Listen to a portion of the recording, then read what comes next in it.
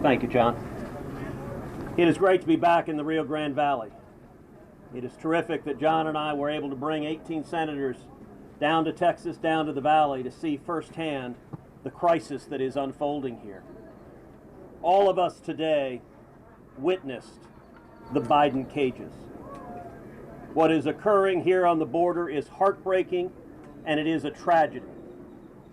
You know, as we stand by the banks of the Rio Grande, we have an army of TV cameras here.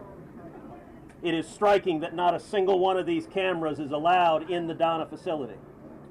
We requested that media accompany us in the facility.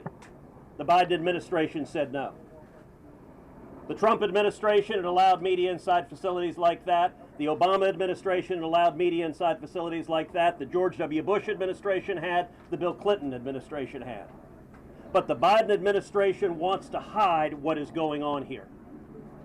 Not only that, but a number of us took pictures and took videos because the American people have a right to know what is happening here. And the Biden administration sent down political handlers to try to keep silent, to try to keep the American people not knowing what's going on. The Donna facility is a giant tent city. Built with a capacity of 250, it has nearly 4,000 people in it. We saw cages after cages after cages of little girls, of little boys, lying side by side, touching each other, covered with reflective emergency blankets. There was no 6-foot space, there was no 3-foot space, there wasn't a 3-inch space between the children lined up one after the other after the other. And children as young as infants. We saw playpens with infants and toddlers playing. We also saw a group of children who just today tested positive for COVID-19.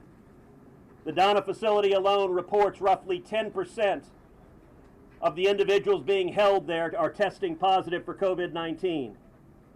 Rates dramatically higher than the U.S. population, and the Biden administration is taking people who are testing positive for COVID-19 and locking them in cages side by side. This is inhumane, it is wrong, and it is the direct consequence of policy decisions by the Biden administration to stop building the wall, to return to catch and release, and to end the stay in Mexico policy.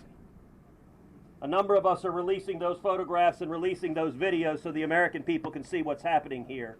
This needs to stop. It is a crisis, it is a tragedy, and it is a man-made crisis. This was avoidable, this was preventable. And regardless of your party, Republican or Democrat, you should look at what's going on here and say enough is enough, this must stop.